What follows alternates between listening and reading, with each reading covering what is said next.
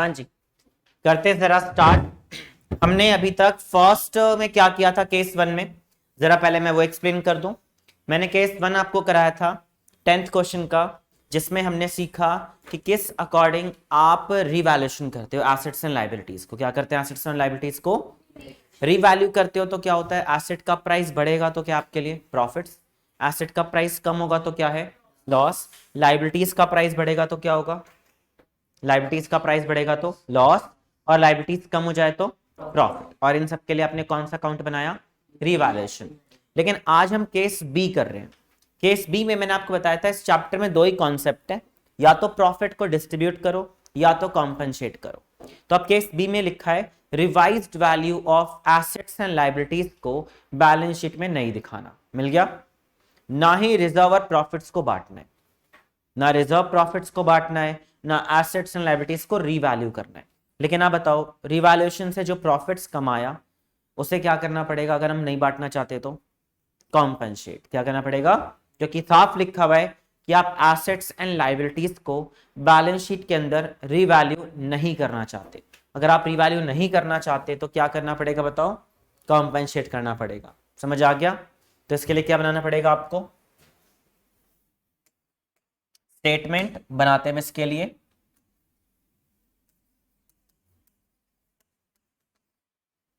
Statement of revaluation, profit और loss.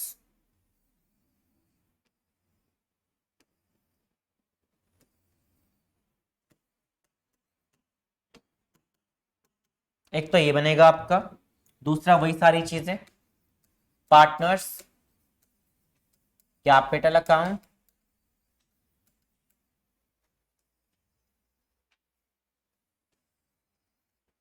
कितने partners है देख लो।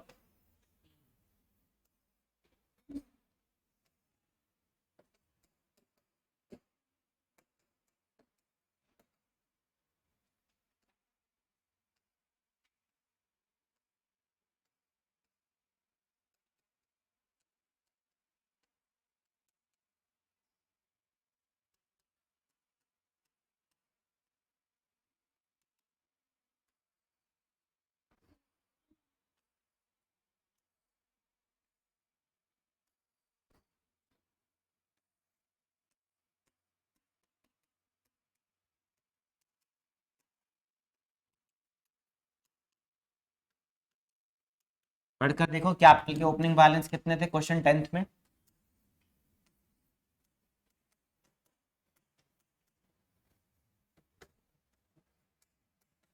Bye balance brought down. Owner का ओपनिंग बैलेंस कितना है? ए के पास 20,000, बी के पास 20,000 और सी के पास 10,000। ये हमारे पास ऑनर के ओपनिंग बैलेंसेस अवेलेबल है। ठीक है, ऑनर के ओपनिंग बैलेंसेस ये हमारे पास पड़े। अब पॉइंट्स करते हैं क्या क्या था। सबसे पहला पॉइंट, मशीनरी का प्राइस कितना हो चुका है? क्वेश्चन पढ़ो साथ साथ, केस बी कर रहे हैं और क्वेश्चन 10th ए वाला ही हमारा। तो मशीनरी का प्राइस कितना हो गया था? 25,000 रुपए, 25,000 रुपीज। ठीक है, मशीनरी का प्राइस बढ़ेगा तो प्रॉफिट है लॉस है?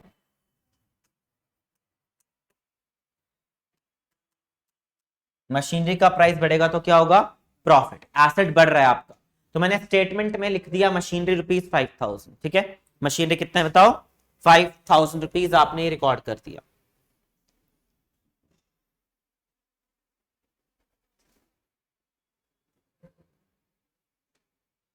नेक्स्ट पॉइंट, मशीनरी के बाद अगला पॉइंट क्या है? बिल्डिंग का प्राइस कितना हो गया? 25।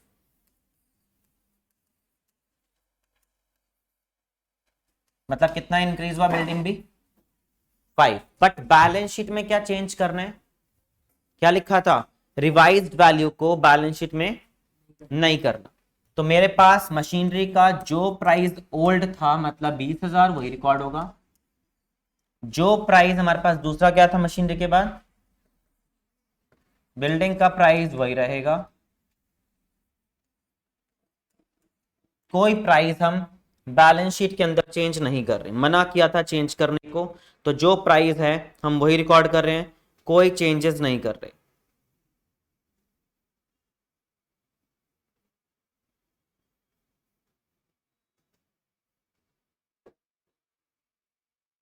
नेक्स्ट पॉइंट, स्टॉक डेप्रिशिएट हो रहा था लेकिन क्या चेंज करना है बैलेंस शीट में?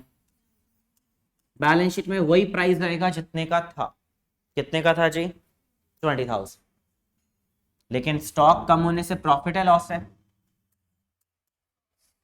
लॉस है। कितने रुपए का? 5। लॉस है तो क्या डाल देंगे जी? ब्रैकेट। ब्रैकेट साइन डाल दिया हमने कि हमें 5,000 रुपए का क्या हो रहा है? लॉस। एसेट बढ़ा तो प्रॉफिट, एसेट कम हुआ तो लॉस। क्लियर हो रहा है कॉन्सेप्ट? डाउट तो नहीं?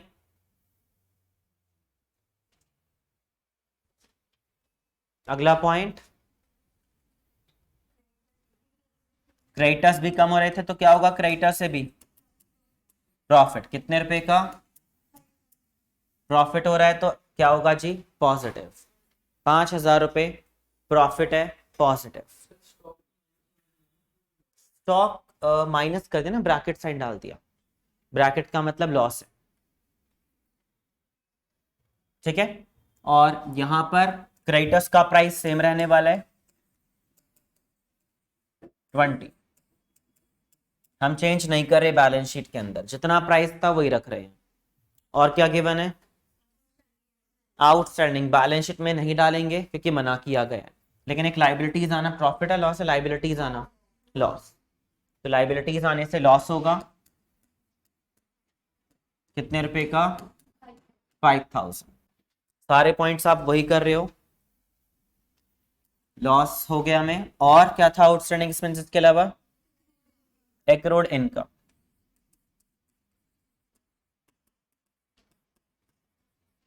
एक्रूड इनकम कितना है हमारा? क्या होगा एक्रूड इनकम से? प्रॉफिट। आ रहे पॉइंट समझ? आसान टॉपिक है, कॉन्सेप्ट इतना ही है इस चैप्टर का। ठीक है, कॉन्सेप्ट ज्यादा नहीं है, सेम कॉन्सेप्ट है। एक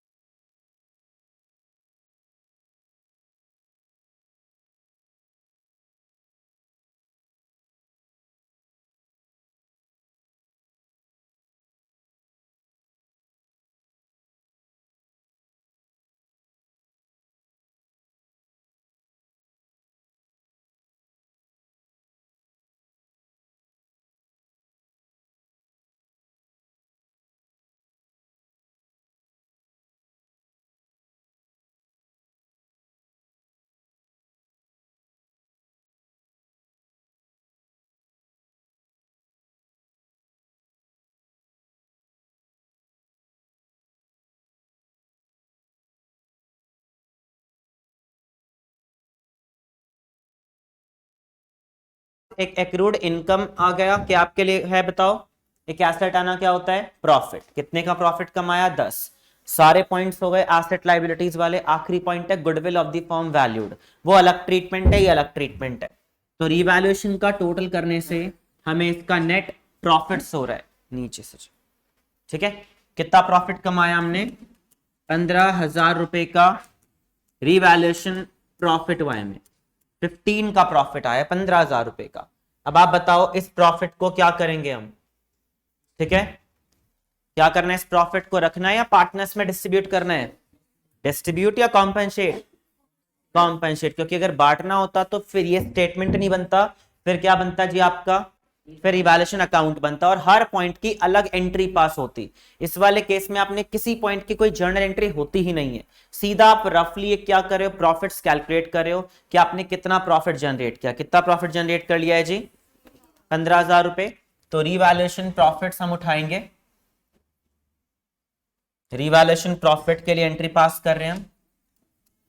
बताओ, निकाल रखा होगा आपने गेनिंग और सैक्रिफाइस? नहीं निकाला है तो यहां देख लेना प्लीज।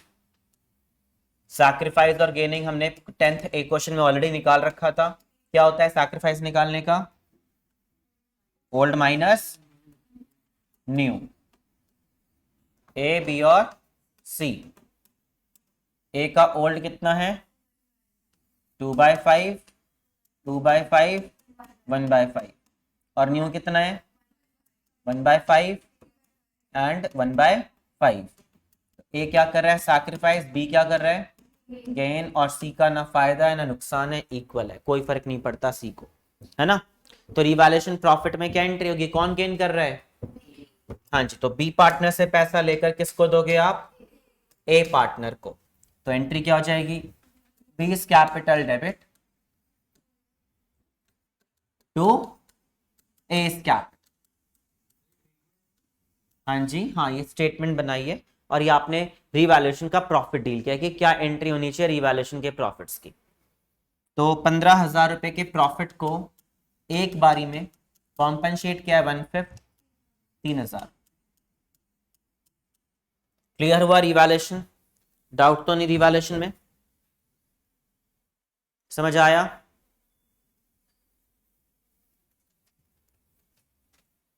रिवैल्यूएशन के प्रॉफिट निकलने के बाद इसकी पोस्टिंग करनी है हमें। कौन डेबिट हो रहा है आपका, partner B, B partner debit हो जाएगा, बी पार्टनर को डेबिट करना है 3,000 रुपए से टू एस कैपिटल, और ए को क्रेडिट करना है 3,000 रुपए से बाय बीस कैपिटल, बाय बीस कैपिटल। एक का अकाउंट बढ़ रहा है और एक का अकाउंट कम हो रहा है, या आपने रिवैल्यूएशन के टॉपिक को क्या किया है जी, कंपनसेट किया है। अगला ट्रीटमेंट ऑफ गुडविल, क्या होता है जी ट्रीटमेंट ऑफ, आखिरी पॉइंट था ना, गुडविल इज वैल्यूड ₹5,000, क्वेश्चन पढ़ लो 10th में, गुडविल इज वैल्यूड ₹5,000 था हमारा क्वेश्चन। तो बताओ जी उस गुडविल का क्या करोगे, उसका तो ट्रीटमेंट ही क्या होता है, कंपनसेट। मार्केट वैल्यू गुडविल है, कौन सी गुडविल है, जैसे आपको फिक्स्ड क्या करना है, ऑलवेज कंपनसेट। तो क्या एंट्री होगी फिर से गुडविल की, अगर कॉम्पनसेट करना है तो गुडविल को B's capital debit to fixed treatment है 5,000 रुपए का 1/5,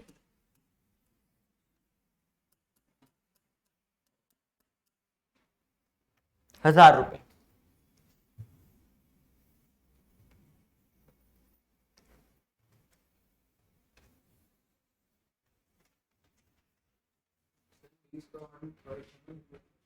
किसका, ये वाला 15,000 रुपए का, इस अमाउंट का 15,000 का 1/5, और अब किसका क्या है 5,000, जो गुडविल का अमाउंट गिवन था क्वेश्चन के अंदर 10th में। अब इसमें भी क्या करोगे आप, बी को क्या करोगे डेबिट, तो बी का लेजर डेबिट तो एस कैपिटल,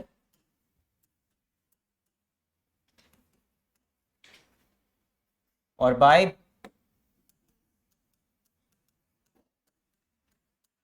ए के अकाउंट में 1,000 रुपए बढ़ गए, ए का लेजर 1,000 रुपीज से इंक्रीज हो गया और दूसरे का लेजर डिक्रीज हो गया।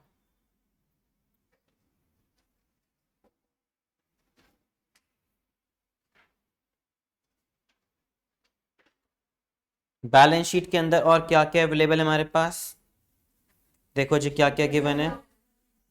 जर्नल रिजर्व, क्या करें, रिजर्व को संभाल कर रखें या बांट दें, वापस क्वेश्चन पढ़ो 10th का बी पार्ट क्या था, क्या रिजर्व को बांटना है या कॉम्पनसेट करना है। साफ बोला हुआ था कि रिजर्व प्रॉफिट को भी डिस्ट्रीब्यूट नहीं करना, साफ शब्दों में लिखा होगा, रिवैल्यूएशन के लिए अलग लिखा होगा, रिजर्व प्रॉफिट्स का अलग गिवन होगा। तो रिजर्व और प्रॉफिट्स को भी नहीं बांटना, तो जर्नल रिजर्व जितना था उतना ही रख दो यहां पर, और यहां पर क्या क्या था, कैश कितना था 65, और पी एंड एल कितना है 15। हमने सारी चीजें एज इट इज छोड़ दी, हमने कुछ भी नहीं किया, जो जैसी वैल्यूज थी हमने रिकॉर्ड कर ली, कोई डाउट तो नहीं। रिजर्व भी ऐसे छोड़ दिया और पीएनएल भी ऐसे छोड़ दिया। अब आप मुझे बताओ अगर रिजर्व को नहीं बांटना तो क्या करना होता है, और क्या एंट्री होगी रिजर्व के लिए भी, रिजर्व भी एक प्रॉफिट का पार्ट होता है, तो entry again B's capital to A's capital, gaining to sacrifice, same treatment करना है, ट्रीटमेंट ऑफ रिजर्व का भी, समझ आया। रिजर्व का भी सेम ट्रीटमेंट है, आपका रिजर्व यहीं पड़ा है, आप नहीं बांट रहे, नहीं बांटोगे तो कॉम्पनसेट करोगे, वो नहीं रखेंगे क्योंकि नई बैलेंस शीट में मैं रिवाइज्ड नहीं करना था कुछ भी, तो हम नई चीजें नहीं मेंशन करेंगे। कॉम्पनसेट मतलब गेनिंग पार्टनर से पैसा लेकर देना है वापस से, मतलब गेनिंग टू सैक्रिफाइस। कितने रुपए का रिजर्व है टोटल, 70,000 रुपए में, बताओ जी कौन गेन कर रहा है आपका, गेन गेन कौन कर रहा है? बी गेन कर रहे हैं। तो रिजर्व को कॉम्पनसेट करने के लिए बी पार्टनर से अगेन पैसा लेना है आपको, और किसको दे देंगे? S capital. टोटल रिजर्व 70,000 रुपए का है। 70,000 रुपए का 1/5, 70,000 रुपीज का 1/5 कितना हो गया? 14। 70,000 रुपए टोटल रिजर्व है, टोटल रिजर्व का 1/5 हो गया 15,000, सॉरी 14,000 रुपए का हम रिजर्व क्या कर रहे हैं जी? कॉम्पनसेट कर रहे हैं।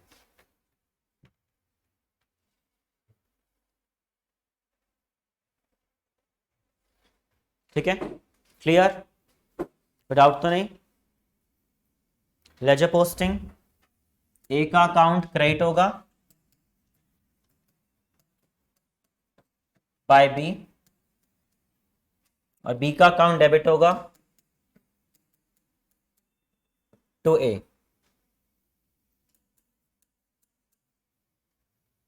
सारे रिजर्व्स हो गए, प्रॉफिट्स हो गए, है ना? बस एक रहता है पी एंड एल। क्या रहता है? अब बताओ पी एंड एल किस साइड गिवन है आपका? डेबिट, एसेट साइड पर। अगर एसेट में पी एंड एल हुआ तो क्या होता है? लॉस। क्या होता है? और लॉस के लिए कॉम्पनसेटिंग क्या होती है? Sacrifice to gaining. क्या होता है जी? लॉस के केस में जब भी आप कॉम्पनसेशन का काम करोगे तो जो पार्टनर सैक्रिफाइस कर रहा है उससे पैसा लेकर आप किसको दोगे? गेनिंग पार्टनर को। उल्टा काम करना है।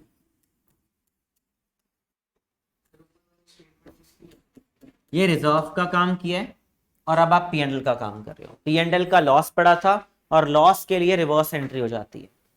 15,000 रुपए का टोटल लॉस है, उसका 1/5 3,000। लॉस के केस में आप क्या करोगे?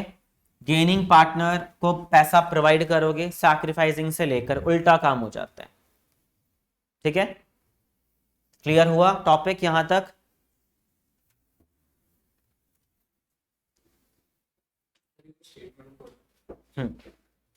लिख लिया? करो उसकी पोस्टिंग। इस पर उल्टी पोस्टिंग करनी है। लिख ली स्टेटमेंट? हाँ जी। इस बार बी को पैसा मिल रहा है फ्रॉम ए से, और ए का कम हो रहा है बी से।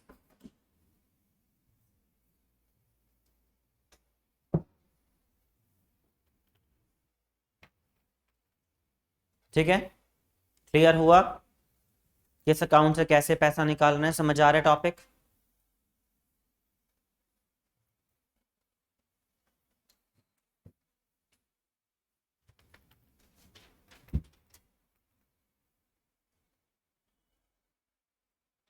करो जी, सारे पॉइंट्स हो गए, टोटलिंग करनी है।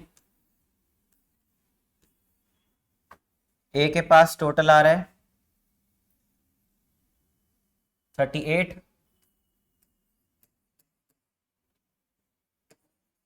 बी के पास 23, सी के पास 10।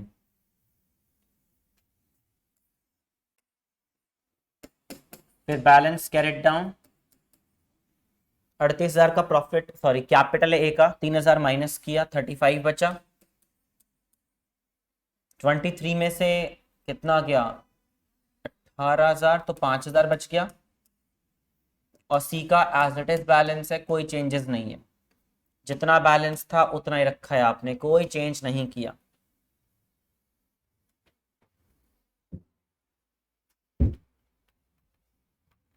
क्लियर हुआ? डाउट तो नहीं?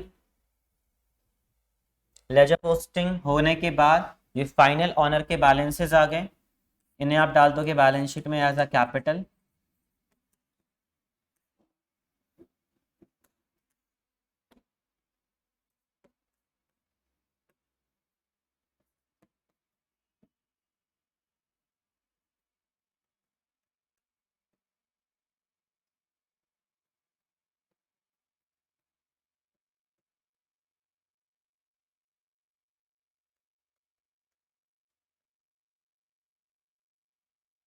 लास्ट काम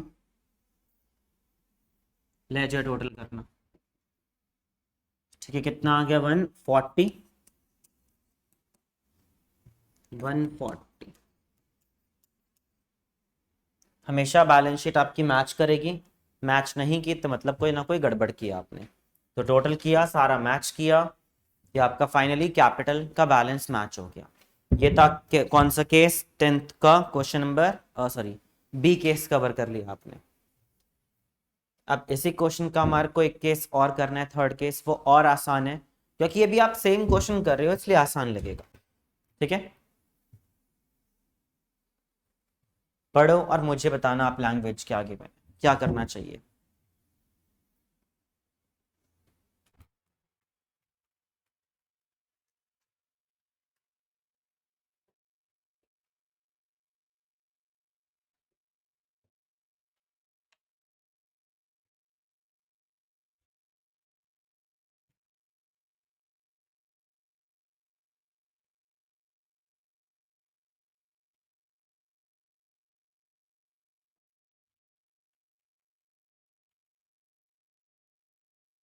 पढ़ा? क्या लिखा है? सेम काम करना है बट विद सिंगल एंट्री, है ना? जैसे आपने यहां हर पॉइंट के लिए अलग अलग कॉम्पनसेट किया, रिवैल्यूएशन को अलग किया, रिजर्व को अलग कॉम्पनसेट किया, पी एंड एल को अलग कॉम्पनसेट किया। तो वो कह रहा है कि बार बार करना ही क्यों है जब सेम काम करना है? तो बेस्ट ऑप्शन क्या है कि एक बार आप कॉम्पनसेट कर दो। तो आप बताओ, ये सेम बनाना पड़ेगा आपको अपने एग्जाम में, इसके बिना काम नहीं होगा, नॉर्मल सी बात है। तो रिवैल्यूएशन प्रॉफिट्स कितना कमाया आपने? 15। गुडविल कितनी थी हमारे क्वेश्चन में? 5,000 रुपए। पी एंड एल कितना था, लेकिन वो डेबिट बैलेंस था, लॉस था आपका 15। और क्या था? रिजर्व।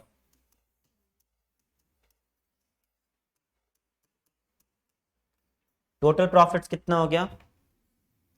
75। इन सबको मिलाकर आपके पास 75,000 रुपीज का प्रॉफिट हो गया। समझ आया? 75,000। क्या करना है इसको? प्रॉफिट है या लॉस है? पॉजिटिव बैलेंस है तो प्रॉफिट है। और प्रॉफिट्स के लिए क्या होती है? Compensating, gaining to sacrifice. Gain कौन कर रहा है?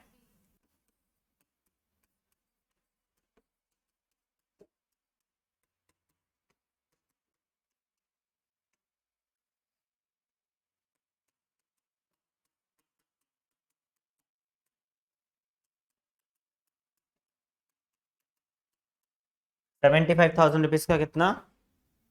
1/5। 75,000 रुपीज का 1/5 पार्टनर ने गेन किया है। 1/5 आ गया जी 15,000 रुपए।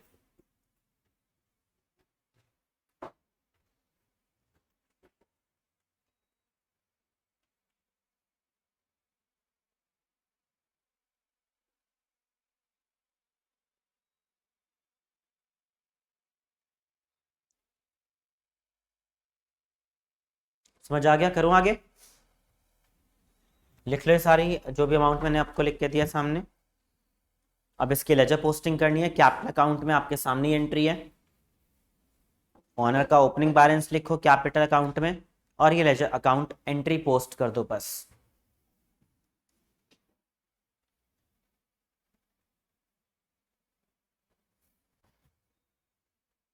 जो हमने बार बार काम किया वो हम क्या करेंगे? एक बार ही से।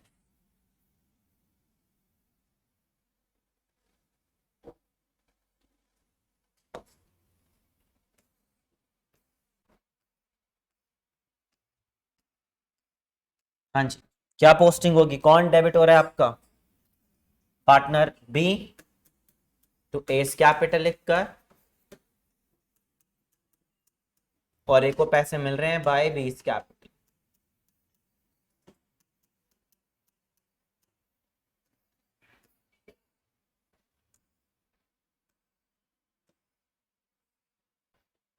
$35,000, 20,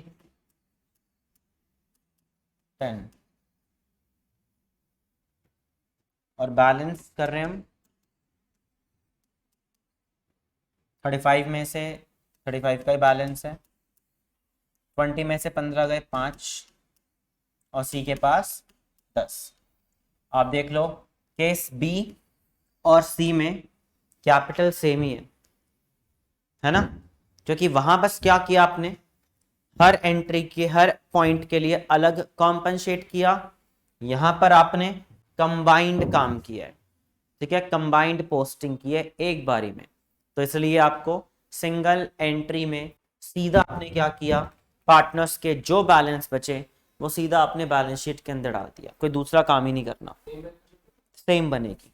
केस बी और सी की balance sheet as it is है, कोई चेंजेस नहीं है। देख लो प्लीज यहां तक।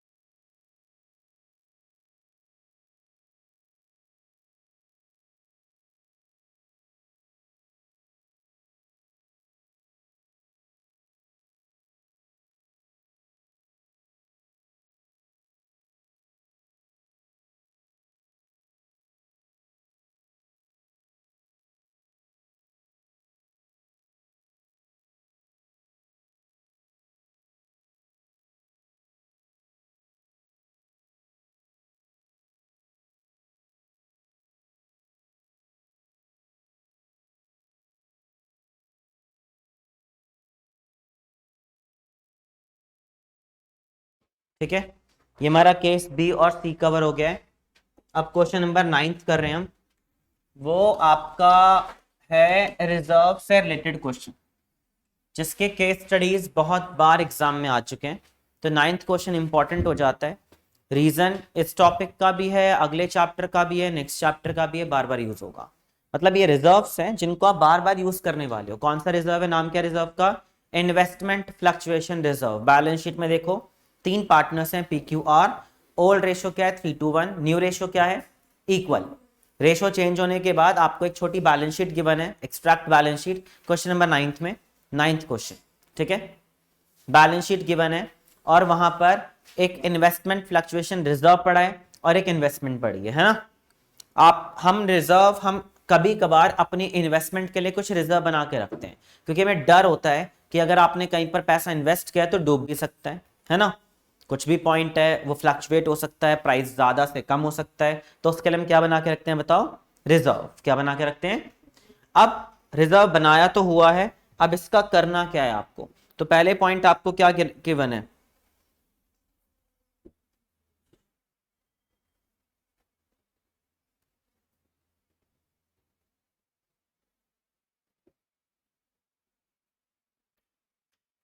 हाँ जी। तो मेरे पास पहले पॉइंट में देयर इज नो इन्फॉर्मेशन, कोई इन्फॉर्मेशन नहीं है। तो मुझे बताओ अब रिजर्व को संभाल के रखो, बांट दूं, बांट देंगे। रिजर्व मतलब इन्फॉर्मेशन क्या नहीं है कि 5 लाख रुपए का आपके पास क्या पड़ा है इन्वेस्टमेंट, और रिजर्व कितने का पड़ा है 30,000 रुपीज का। तो क्या करें, उस रिजर्व को उठाकर पार्टनर्स में क्या करेंगे हम, डिस्ट्रीब्यूट। रीजन हमारे पास कोई रिजर्व से रिलेटेड पॉइंट नहीं गिवन। कई बार इन्वेस्टमेंट कम हो जाएगा तब सोचेंगे क्या करेंगे। तो केस 1 में सिंपल आप रिजर्व को बांट दो। रिजर्व एक प्रॉफिट होता है, प्रॉफिट्स को बांटोगे तो पार्टनर्स के अकाउंट इंक्रीज होंगे डिक्रीज होंगे, इंक्रीज। और इंक्रीज किस साइड होता है ऑनर, क्रेडिट साइड। इतना अब हम सबको आ चुकी है एंट्रीज करना। और कौन सी रेशो में ये भी बता दो, ओल्ड रेशो में। जब डिस्ट्रीब्यूशन का काम आए तो आपका दिमाग सिर्फ ओल्ड रेशो में चलेगा। और ये मैं आपको फिर बता दूं, ये जो टॉपिक आप कर रहे हो ये आने वाले हर चैप्टर में सेम एंट्रीज है, कोई एंट्री नहीं बदलने वाली है आपकी, सेम है चैप्टर कोई भी करोगे आप। आगे कितने रुपए का रिजर्व है? 30। कितना हो जाएगा ओल्ड रेशो में? 15, 10 और 5।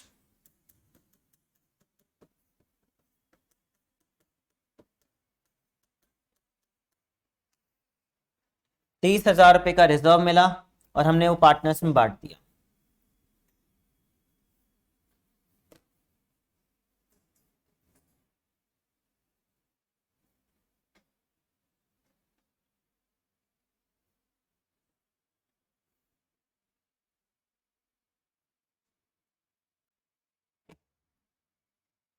ठीक है, दूसरा केस क्या है बताओ, केस 2। क्या इन्वेस्टमेंट कुछ चेंज हुआ है? केस 2 में इन्वेस्टमेंट का प्राइस कितना है? 5 लाख, है ना? और बैलेंस शीट के अंदर भी कितना है? तो क्या कोई चेंज हुआ? जितना था अब भी उतना है। तो केस 1 और 2 में कोई डिफरेंस नहीं है। Case 1 and case 2 same entries रहेंगी, क्योंकि आपकी इन्वेस्टमेंट अब भी कोई फ्लक्चुएट नहीं हुई। तो अगेन जो 5 लाख जो आपके पास रिजर्व पड़ा है 30,000 रुपए का, इन्वेस्टमेंट फ्लक्चुएशन रिजर्व को क्या करेंगे? पार्टनर्स में डिस्ट्रीब्यूट।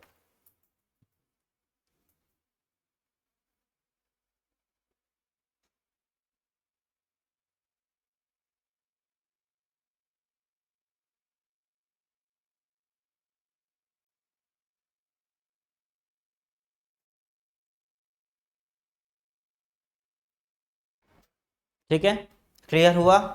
कोई प्रॉब्लम? 1 और 2 केस सेम थे, लेकिन थर्ड केस कुछ अलग होगा। चेक करते हैं क्या है थर्ड केस। बताओ जी क्या लिखा है? इन्वेस्टमेंट का प्राइस कम होकर कितना हो गया है? 480, 488। और कितना था बैलेंस शीट में पहले? कितने रुपए कम हो गया? Asset decrease in credit side, investment का प्राइस 12,000 कम हो गया। इन्वेस्टमेंट कम होता है तो हम उसे क्या बोलते हैं? लॉस। और लॉस, एसेट कम होने के लॉस को हम नॉर्मली क्या डालते हैं? रिवैल्यूएशन में क्या डालते हैं? अभी नहीं डालेंगे। क्यों नहीं डालेंगे? क्योंकि आपके पास एक रिजर्व अवेलेबल है। आप मुझे बताओ, जब मैंने थोड़े प्रॉफिट्स बना के रखे हुए इस काम के लिए, तो क्या मैं रिवैल्यूएशन में डालूं या रिजर्व को यूज कर लूं? सोचो क्या करना चाहिए? रिजर्व को यूज करना चाहिए भाई। बना के क्यों रखा था? ताकि अगर एसेट का प्राइस कभी कम हो जाए तो आप अपने रिजर्व को यूटिलाइज कर लो। कितने रुपए का रिजर्व चाहिए मुझे इस काम के लिए? तो इन्वेस्टमेंट फ्लक्चुएशन रिजर्व में से 12,000 रुपए का प्रॉफिट मैंने एसेट के कम होने से जो नुकसान हुआ था, उस नुकसान को मैंने यहां से यूज कर लिया। 12,000 रुपए का जो नुकसान हुआ मैंने वो यूज कर लिया।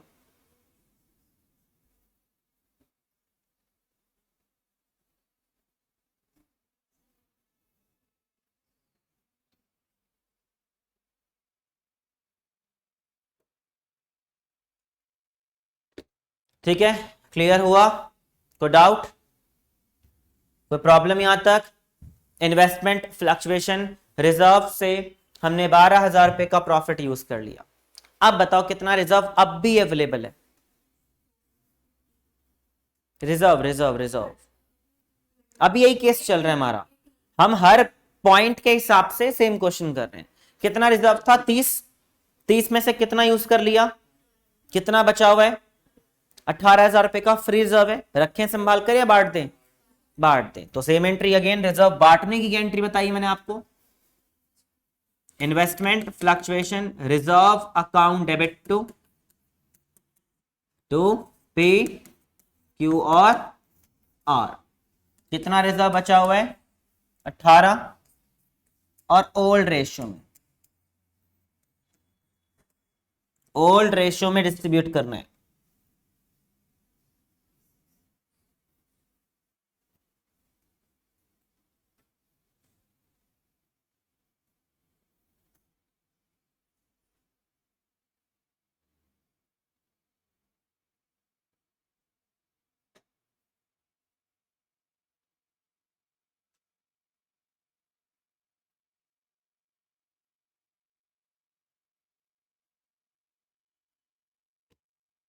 हाँ जी, केस 4 क्या लिखा है पढ़ो। अब क्या हुआ है हमारे एसेट का प्राइस कितना कम, अब तो ज्यादा कम हो गया है ना। कितना कम हो गया है जी, 48 हो गया है। चेक करो बैलेंस शीट कितना डिफरेंस हो रहा है हमारा।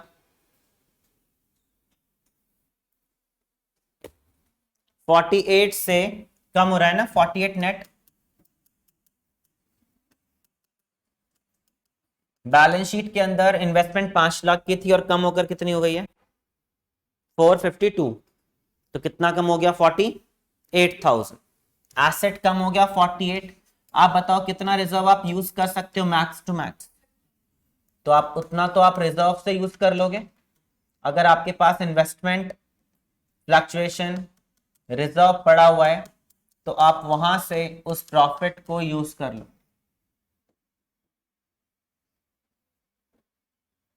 ठीक है, उतने प्रॉफिट्स को आप वहां से यूज आराम से कर सकते हो। क्लियर, कोई डाउट तो नहीं। कितना प्रॉफिट अब भी बच गया आपके पास, अच्छा सॉरी, कितना लॉस अब भी बच गया है 18। वो लॉस कहां जाएगा आपका,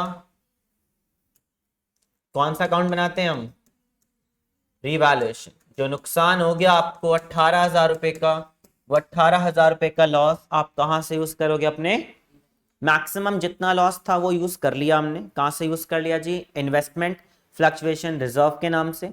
बट फिर भी पूरा लॉस राइट ऑफ नहीं कर पाए आप, 18,000 रुपए का लॉस रह गया, जो कहां से यूज करना पड़ेगा आपको, रिवैल्यूएशन से।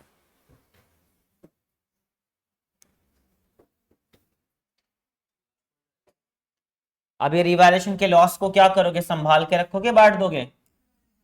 लॉस मिलने से पार्टनर्स कैपिटल क्या हो जाएंगे, डेबिट टू रिवैल्यूएशन। ये जो 18,000 का लॉस हुआ है मैं उसको बांट रहा हूं 18,000 के लॉस को, 963।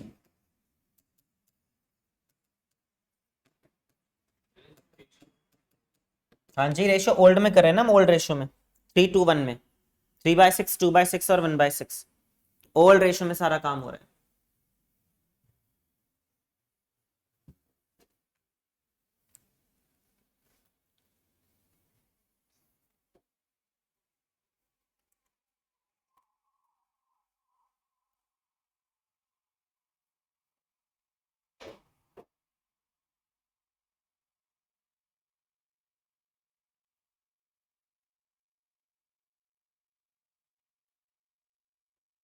हाँ जी, नेक्स्ट पॉइंट, लास्ट केस में क्या हो रहा है, इन्वेस्टमेंट कम या ज्यादा, ज्यादा। तो अब आखिरी वाले केस में आपके इन्वेस्टमेंट का प्राइस उल्टा बढ़ रहा है। तो केस फिफ्थ की एंट्री क्या होनी चाहिए, investment account debit to revaluation. क्योंकि प्रॉफिट्स तो कहां जाएगा आपका, रिवैल्यूएशन में। कहां जाएगा जी प्रॉफिट, रिवैल्यूएशन में ही जाएगा आपका। कितना प्रॉफिट कमाया हमने 12,000। इन्वेस्टमेंट का प्राइस 5 लाख रुपए का था और कितना हो गया है 5,12,000 रुपए। 5 लाख से 5,12,000 रुपए हो चुका है। 12,000 रुपए का आपको प्रॉफिट हुआ है। और प्रॉफिट जब एसेट का प्रॉफिट होगा कहां डालोगे आप, रिवैल्यूएशन में। कहां जाएगा जी, आप बताओ। रिवैल्यूएशन होने के बाद आखिरी काम क्या है हमारा, कौन कौन से प्रॉफिट्स आपके पास पड़े हैं।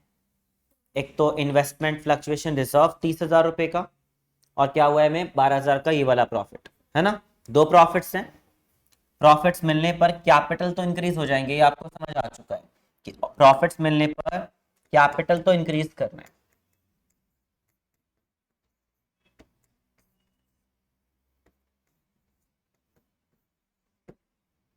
और इन्वेस्टमेंट फ्लक्चुएशन रिजर्व कम हो जाएगा।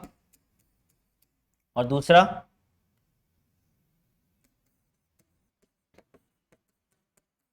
रिवैल्यूएशन कम हो जाएगा। रिजर्व नाम का कितना प्रॉफिट था 30, और रिवैल्यूएशन से कितना कमाया 12, टोटल 42 का प्रॉफिट है। 42,000 के प्रॉफिट्स को 3, 2 और 1 में बांट रहे हैं। 3/5, 3/6, 2/6 और 1/6 में हमने पार्टनर्स को प्रॉफिट डिस्ट्रीब्यूट कर दिए।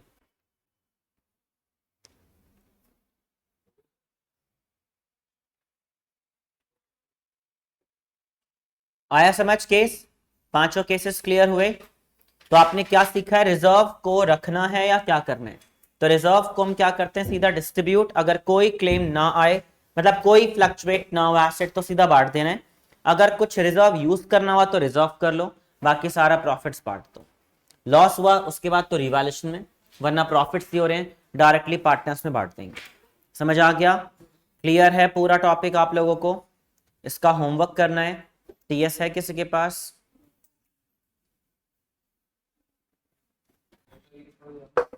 अभी बता रहा हूं।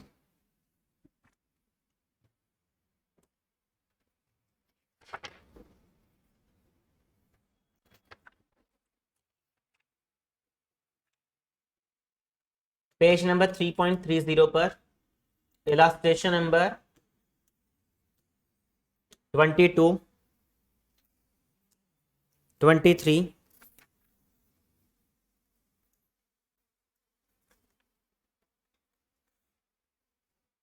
25,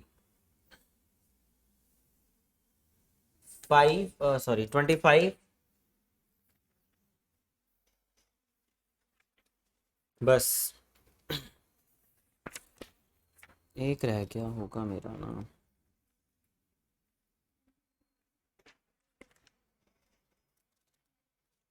ये जो मैंने आपको कराया है इलास्ट्रेशन 11, जो अभी मैंने कराया ना आईएफआर वाला टॉपिक, वो इसमें हो जाएगा इलास्ट्रेशन नंबर 11th में। तो ये जो कराया है उसी से रिलेटेड होमवर्क है। 2 इलास्ट्रेशन और बाकी हैं, चैप्टर हो चुका है। अगर मैं चैप्टर बोलूं तो मेन इस चैप्टर का पूरा कॉन्सेप्ट हो चुका है, बट अभी हम 1-2 क्लासेस और लेंगे बाद में। तो ये पूरा चैप्टर है। फ्राइडे आप लोगों का ऑफ है, ठीक है, फ्राइडे कोई क्लास नहीं होगी। उसके बाद मंडे से मैंने आपको टेस्ट के शेड्यूल भेज दिए हैं, आपको ट्यूसडे से भेज दिए होंगे, ठीक है। आपका दिल करे यहाँ दे सकते हो, आपकी मर्जी है, ठीक है, वहीं दे देना। तो टेस्ट है आपके, अपनी प्रैक्टिस कर लेना। कोई डाउट हो तो मुझसे आजकल में मैसेज करके पूछ लेना, क्योंकि शायद मैं 1-2 दिन फोन ना रिसीव कर पाऊँ, ठीक है। हाँ जी, ये हमने कवर की है 4th क्लास।